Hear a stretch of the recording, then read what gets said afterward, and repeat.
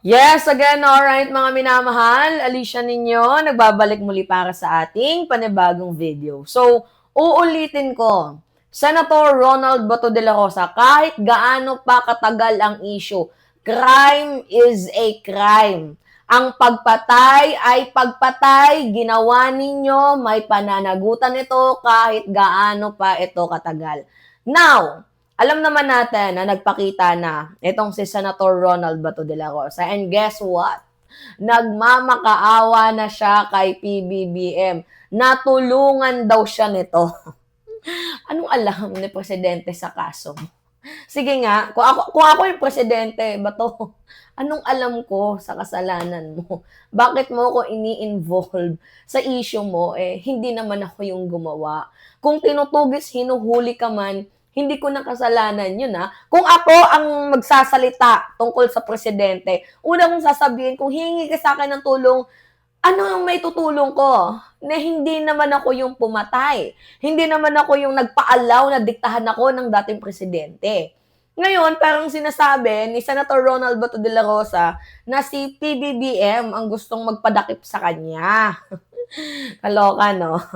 Now, sige, panoodin muna natin tong video na to, mga minamahal, kung saan nagmamakaawa na itong si Bato. Oo. Alright. Right.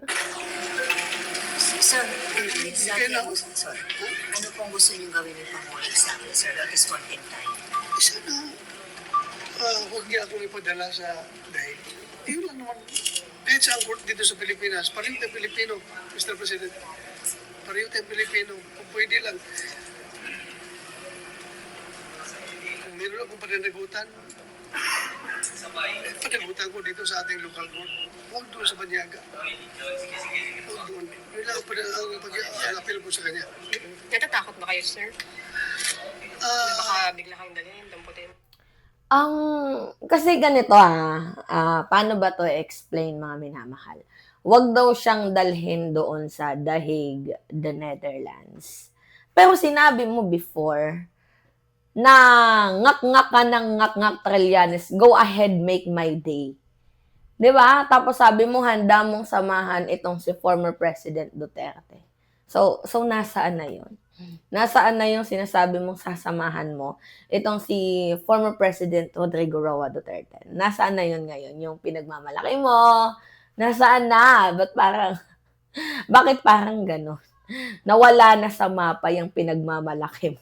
Nakakaloka lang ha. Mga minamahal, nasasamahan niya si Digong, 'di ba? Handa siyang tulungan si Digong. Pero nasaan na yun ngayon? Ako nagtatanong lang ha. Tao lang naman tayo. Hindi naman tayo, kahit despite sa aking mga pinagdaanan, the more I am humanized sa lahat ng trials, lahat ng hardship na aking dinaanan, the more na-humanize ako. So, sir, ano comment nyo doon sa mga EJK na kinoconnect sa inyo? Allegedly kayo ang behind. Sir, sabi sa warrant po kasi may reasonable grounds daw to believe that you're involved in ABS. That's their point. May point naman din tayo. Ikaw ba, do you think may napatay akong tao sa IGK? Napakaano ni Bato, no? Na parang wait lang. Paano ba yun? Yung mag-a-ask siya, do you think meron ba akong napatay na tao sa AJK? Kulang lang sabihin ng reporter sa kanya, yes sir, kasi ikaw yung nag-utos. Hindi ko yung gumawa, pero ikaw yung nag-utos. 'Di ba mga minamahal? Nakakaloka. Alam nyo, may mga nababasa akong comment dito huwag kang iyak-iyak, harapin mo. Galit-galit ka pa kahapon. Sabi pa na nag-comment dito, but you allowed your boss to dictate you and prevent killing of accused drug users. Diba? Alam niyo, gusto kong maawa sa parte ni Bato bilang tao. Pero yung sa parte niya as a public servant, hindi ako naawa. Naawa ko sa kanya kasi sabi niya may mga apo pa daw siya. Diba? Doon ako naawa, pero my goodness, paano ka kakaawaan kung ganito yung ginawa mong trabaho? Nakakaloka. Meron ako inutusan na patayin mo yan. Ha? This is all about politics. Ha? Politics ito. Yung Trillanes na galit sa mga Duterte, yung mga makakaliwa, na galit sa pagtira ni Duterte sa mga komunista, at yung sakim na Martin Romualdez na gusto maging presidente ng Pilipinas. O, yan na naman tayo. Nandadamay na naman eh. Nandadamay na naman eh. Taong walang alam dyan. Di nga nag-declared na tatakbo bilang presidente. Di ba, mga minamahal? Di nga nag-declared na tatakbo. Tinitira ninyo. Si Sara ngayon nag-declare na bilang tatakbo bilang presidente. Tapos, ngayon, Diyos me, yun. Bato, deserve mo yan. Wala akong masasabi. Deserve mo yan kung ano nangyayari sa'yo ngayon. Sila ang nag-coordinate itong lahat para pabagsakin ng mga Duterte.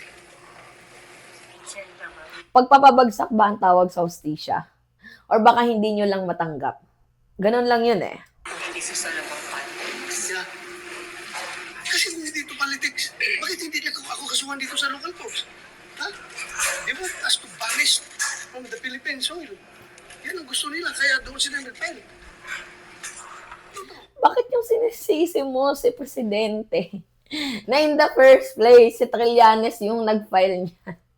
At kasama niya yung mga yung pamilya ng war on drugs. Si Trillanes yung nag-file niya. From the very beginning, from the very moment, si Trillanes lahat niyan. So bakit isisisi mo kay PBBM? My goodness. Kung gusto nyo ng accountability, filean mo ko dito. Ang kaso sa Pilipinas. Ano yan mga Philippine courts natin? Pero kahit isang order, walang pinail sa akin. Kasi alam nila, wala akong pinatay. Walang final sa'yo kasi takot sa inyo yung mga tao. 'Di ba? Batas. O, kayong kinakatakutan nun. Kaya walang nag-file sa inyo ng kaso. Ganon. Eh ngayon, nag-step down na itong si former President Duterte. Naging free for all sa lahat. Nagkaroon na ng courage yung mga tao. Nakasuhan kayo. Gets ninyo? Tao, at wala akong inutusan na patayin ninyo yan. Alam nila yan. Eh, yung mga taga-ICC na naniniwala sa kanilang mga publication. Sir, Everything was fabricated. Okay, everything is politics. Sa madaling sabi. Tapang-tapangan eh. Diba? Anyway, kung mahal mo si Digong, samahan mo siya doon. Diba? Sinabi mo, I am ready. Sa interview mo sa mainstream media before, ready ka. Pero, anyway, inamin mo na din na it is because of politics kaya ka lumabas. 'Di ba? Paano nilalaglag mo na din sila Sara Duterte? Almost 6 months ka hindi nagpakita, tas lalabas ka lang dahil ito, may usapin na ng politika. Ito, may impeach na si Sara. Oh my goodness, wag kami ba to? Hindi kami mga pinanganak kahapon. So your loyalty is not for the Filipino people. Your loyalty is for the Dutertes, which is wrong. Yan yung ayaw namin as a public servant, na naging loyal ka lang sa isang tao na instead dapat maging loyal ka sa mamamayang Pilipino. Gets? Anyway, it's me again, Alicia ninyo, mga minamahal, nagbabalik muli para sa ating panibagong video. Maraming salamat at ingat, mga kababayan.